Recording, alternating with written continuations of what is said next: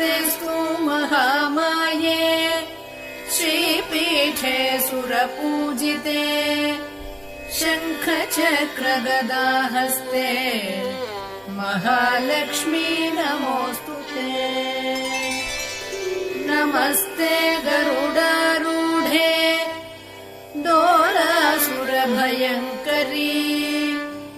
सर्वपापहरे देवी महालक्ष्मी नमोऽस्तुते।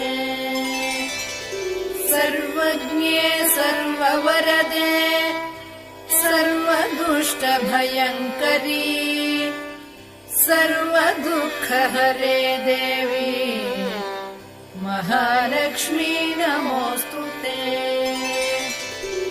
सिद्धिबुद्धिप्रदे देवी भुक्तिमुक्तिक्षीपीठे सुरपू